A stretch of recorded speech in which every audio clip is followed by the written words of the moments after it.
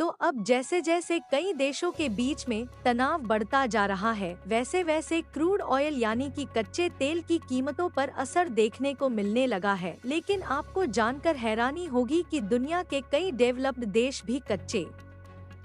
तेल की कीमतों को कंट्रोल नहीं कर पा रहे हैं। वहीं दूसरी तरफ भारत को ऐसी अपॉर्चुनिटी मिल चुकी है जिससे भारत दोबारा से सस्ते दामों में ऐसे समय पर कच्चा तेल खरीदने जा रहा है जिस समय दुनिया के कई डेवलप देशों की भी अर्थव्यवस्था डगमगा रही है। दरअसल देखा जाए तो इस समय ईरान और इजराइल के बीच भी युद्ध शुरू हो चुका है और यह युद्ध कब तक चलेगा इसके बारे में कुछ भी नहीं कहा जा सकता, क्योंकि ईरान और इजराइल इन दोनों देशों में से कोई भी देश पीछे हटने के लिए तैयार नहीं है, क्योंकि ईरान में क्रूड ऑयल यानी कि कच्चे तेल के काफी बड़े भंडार पाए जाने के कारण ईरान इसकी सप्लाई दूसरे देशों में भी करता है। इसलिए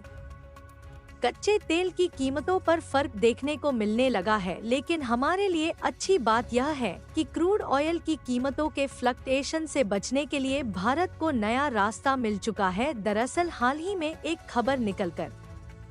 आई कि भारत के एक अफ्रीकी दोस्त देश नामीबिया में एक तेल के भंडार खोजे जा चुके हैं,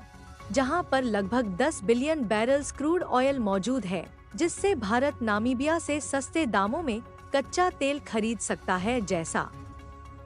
हमने पिछले 2 सालों में रूस के साथ किया था। पूरी अपडेट क्या है इस वीडियो में समझते हैं। लेकिन आगे बढ़ने से पहले भारत को सस्ता तेल खरीदने के लिए एक नए देश में मौका मिल चुका है। उसके लिए वीडियो को एक लाइक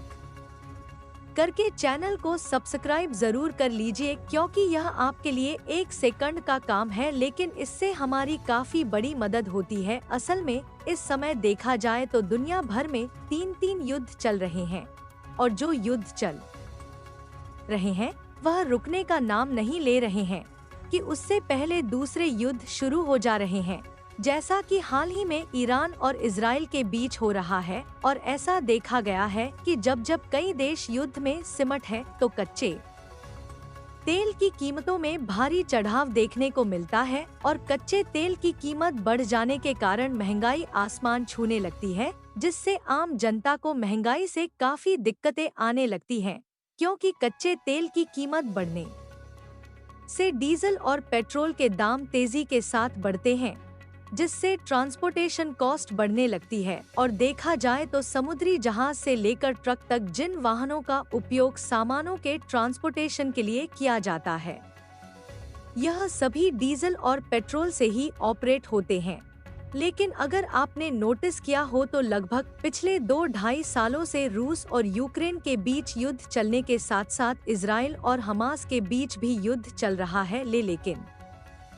भारत में महंगाई उतनी ज्यादा नहीं बढ़ी जितनी कि तुर्की और जापान जैसे देशों में बढ़ रही है। ऐसा इसलिए क्योंकि रूस के साथ भारत के रिलेशन अच्छे होने के कारण रूस और यूक्रेन के बीच युद्ध के समय भारत को रूस ने सस्ते दामों में कच्चा तेल ऑफर किया और भारत ने समय न गवाते हुए भारी मात्रा में कच्चे तेल को सस्ते दामों में खरीद के स्टोर कर लिया, जिससे भारत को कच्चे तेल के लिए दूसरे देशों में हाथ नहीं फैलाना पड़ा। लेकिन रूस पर अमेरिका के द्वारा सख्शन भी लगाया गया था, जिससे दूसरे देश सस्ते दामों में कच्चा तेल नहीं खरीद पाए और इसीलिए दूसरे देशों में महंगाई आसमान छू रही थी और वहां की जनता को काफी ज्यादा दिक्कतों का सामना करना पड़ा, जिससे दूसरे देशों की इकोनॉमी नीचे की ओर गिरती हुई देखी गई, जिसमें जापान और चीन जैसे डेवलप्ड देश भी शामिल हैं। और ओएनजीसी जैसी कंपनियां चाहे तो नामीबिया की कंपनियों के साथ मिलकर इन ऑयल फील्ड की माइनिंग पर भी काम कर सकती हैं। वैसे आपको बता दें कि नामीबिया में भी कई ऑयल रिजर्व मौजूद है, लेकिन नामीबिया को इसके बारे में जानकारी नहीं थी। इसलिए जब विदेशी कंपनीज नामीबिया में तेल के भंडार तलाश रही हैं, तो नामीबिया में तेल के भंडार मिल रहे हैं, क्योंकि 10 बिलियन बैरल्स भंडार वाले इस ऑयल रिजर्व के अलावा भी आज से कुछ दिन पहले फ्रांसीसी कंपनी टोटल एनर्जी ने 11 बिलियन बैरल्स भंडार वाले दूसरे तेल के कुएं की तलाश किया था। यानी कि इस समय नामीबिया में कुल 21 बिलियन बैरल्स कच्चे तेल के भंडार खोजे जा चुके हैं, जिससे नामीबिया का फायदा होने के साथ साथ भारत जैसे दोस्त देश को भी सस्ते दामों में कच्चा तेल मिलने की उम्मीद है, क्योंकि भले ही नामीबिया में कच्चे तेल के भंडार मौजूद है, लेकिन नामीबिया के पास इसे रिफाइन करने की टेक्नो और इंफ्रास्ट्रक्चर नहीं है। इसीलिए नामीबिया के पास खुद कच्चा तेल होने के बावजूद भी हमने पिछले साल लगभग $240 मिलियन के पेट्रोलियम को नामीबिया में एक्सपोर्ट किया है। यानी कि आप इसे अंदाजा लगा सकते हैं कि दिन पर दिन नामीबिया भारत पर अपनी डिपेंडेंसी को बढ़ा रहा है। और अगर आप इस रिपोर्ट को देखें तो हमने पिछले एक साल में लगभग $418 मिलियन के प्रोडक्ट अकेले नामीबिया में एक्सपोर्ट किए हैं, जबकि $235 मिलियन के सामानों को हमने नामीबिया से इंपोर्ट भी किया है, जिसे मिलाकर भारत और नामीबिया के बीच पिछले एक साल में लगभग $654 मिलियन का बायलेट ट्रेड हुआ है। और हमारे लिए अच्छी बात यह है कि नामीबिया में भारत से होने वाला एक्सपोर्ट हर साल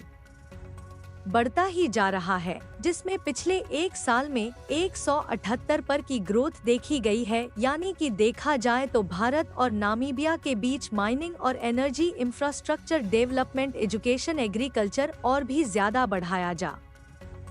सकता है। और इससे भी अच्छी बात यह है कि नामीबिया में यूरेनियम, डायमंड, कॉपर और फास्फेट के अलावा कुछ अन्य रेयर अर्थ मेटल भी मौजूद है, जिनकी रिक्वायरमेंट भारत को काफी ज्यादा है। और अगर भारत नामीबिया में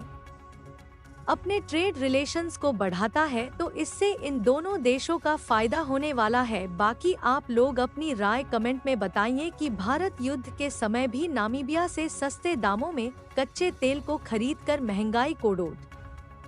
काउंटर कर सकेगा या नहीं। अपनी राय कमेंट में जरूर बताएं और इस वीडियो को एक लाइक करके अपने मित्रों तक शेयर करें, ताकि उन्हें भी जानकारी मिल सके। इसी तरह और भी नॉलेजेबल वीडियो देखने के लिए चैनल को सब्सक्राइब करके बेल आइकन को ऑल पर जरूर सेलेक्ट करें। जय श्री राम।